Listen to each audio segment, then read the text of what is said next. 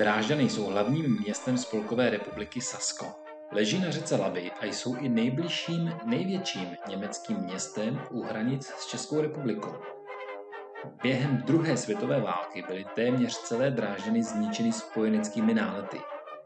4000 tun výbušných a zápalných pum vyvolalo ohnivou bouři, která pohltila 34 km čtverečních městské zástavby a asi 25 000 obyvatel.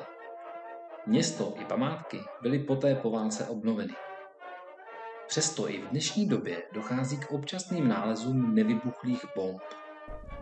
Po válce připadly Drážďany i celé východní Německo Sovětskému svazu a do konce studené války tu pobývala i sovětská tanková divize. Jako agent KGB v Drážďanech sloužil i mladý Vladimír Putin. Mezi nejznámější drážďanské památky patří zámek Hofkirche, Brühlská terasa, budova opery nebo Zwinger, což je barokní komplex se zahradami postavený v roce 1709 a dodnes využívaný jako galerie. Tady si ale mimo jiné můžeme prohlédnout porcelánovou mozaiku na zdi dvorních koníren z 19. století. Teď pomalu míříme do galerie Zwinger. Komplex barokních budov, zahrad a fontán je zřejmě nejznámější drážďanskou památkou. V době naší návštěvy byla zahrada v rekonstrukci, ale ani to nějak neubralo na atmosféře tohoto místa.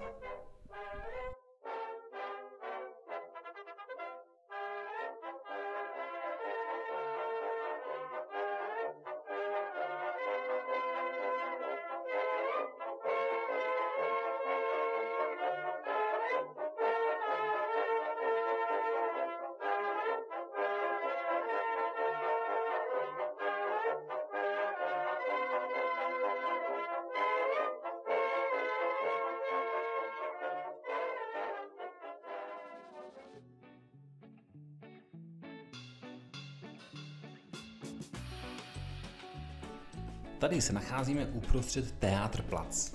Obdivovat odsud můžeme katedrálu Nejsvětější Trojice nebo Semperoper. Budova této opery, která byla postavena v roce 1841, byla předlohou i pro nádhernou stavbu opery v ukrajinské Oděse.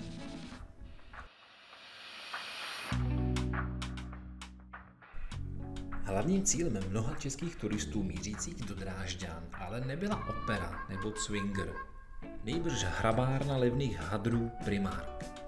Ten už teď ale máme vlastní.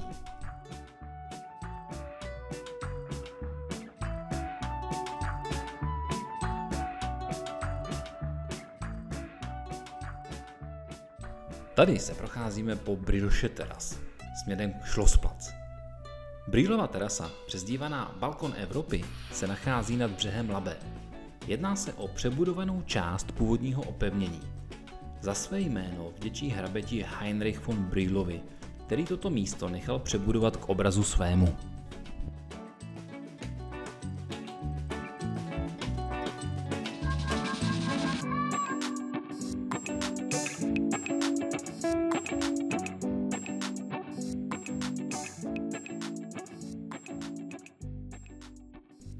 Německo samozřejmě nejedeme jen obhlédnout, jedeme ho i ochutnat. A když ochutnat, tak pivovar Vacke je výbornou volbou. Vaří zde pivo lahodné chuti, které má jen jednu malou nevýhodu. Nevejde se do běžné půllitrové sklenice.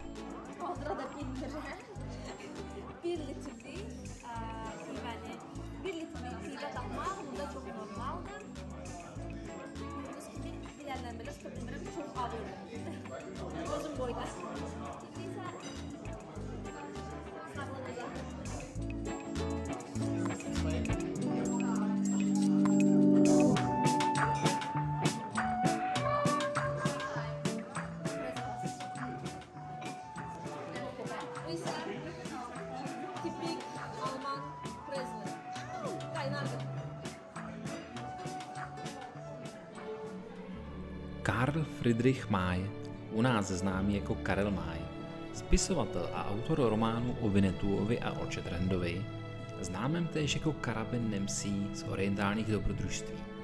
V Drážďanech se nachází jeho muzeum v domě, které nese jméno Villa Shatterhand.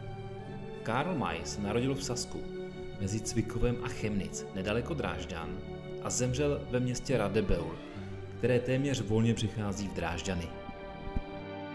Znáte ho všichni. Winnetou, ušlechtilý syn náčelníka kmene Apačů Mescaleru. Jeho jméno žilo v každém stanu, v každé chatě, u každého táborového ohně.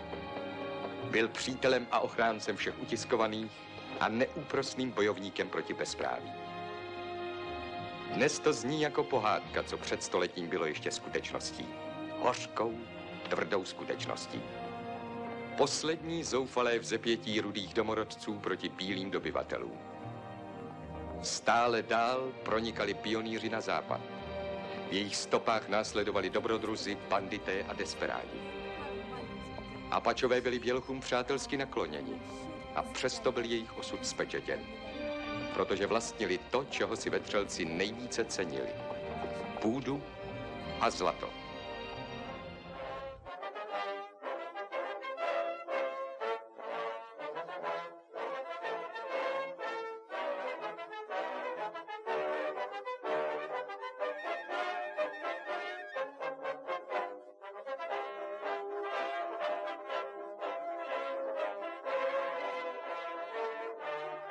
Kde jinde začít exkurzi v Berlíně, než na břehu řeky Správy a u někdejšího říšského sněmu.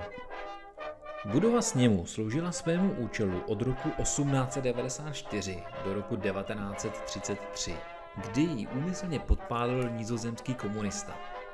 Právě po této události byla zakázána komunistická strana a naopak nacistická strana začala přebírat moc.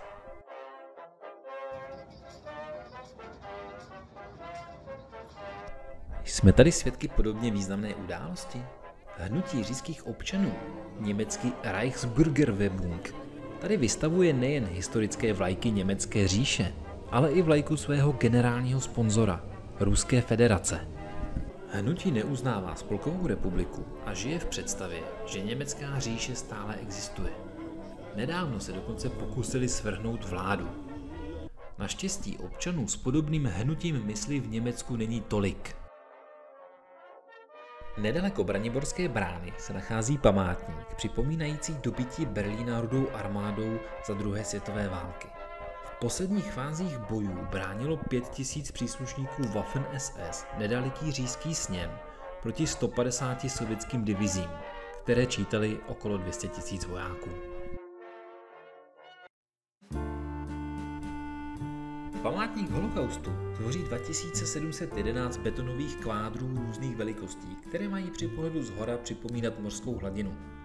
Paradoxem je, že jedna z firem dodávající chemické přísady do betonu, ze kterého byly kvádry odlity, za války vyráběla a dodávala do koncentračních táborů Cyklon B.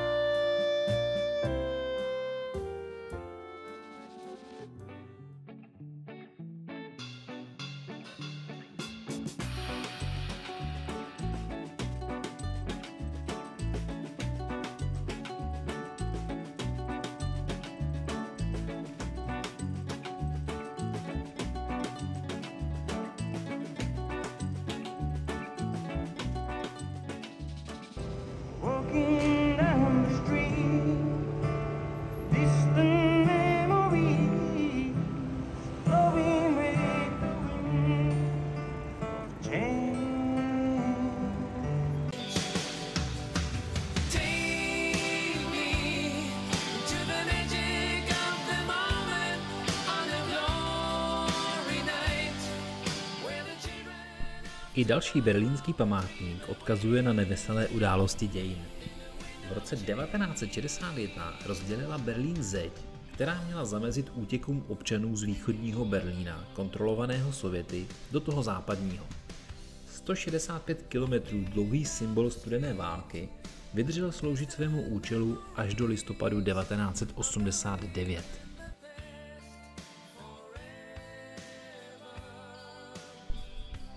Zeď z betonu byla stržena, zeď ekologická byla vystavěna. Budete-li chtít do Berlína přijet autem, nezapomeňte, že je ohraničen ekologickou zónou a že za vjetí do ní bez patřičné zelené známky hrozí pokuta. O známku se žádá předem na internetu.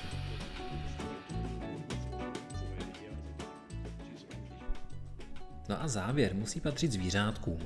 Berlínská zoo je známá hlavně pro chov pand. Všechny pandy světa si nárokuje Čína a do vybraných zoologických zahrad je pouze pronajímá. Cena takové pandy na jeden rok vyjde okolo 1 milionu eur. A další nemalé peníze stojí provoz pavilonů a samotný chov. Čínu o zapůjčení pandy musí požádat hlava státu, ve které se cílová zoologická zahrada nachází. K tomu, aby bylo žádosti vyhověno, nestačí jen požádat, zaplatit, ale je potřeba mít i ty správné politické postoje směrem k Čínské lidové republice.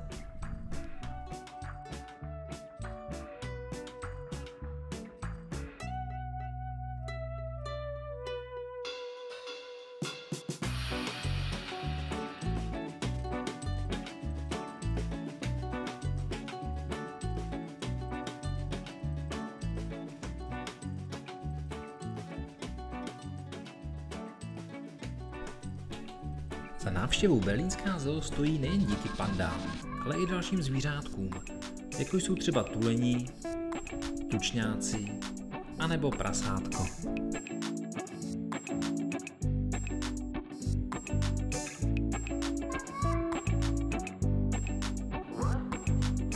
Počítejte ale s tím, že zoo je hojně navštěvovaná a pokud si budete chtít pohladit třeba kozičku, budete se muset probít zástupem fakanů.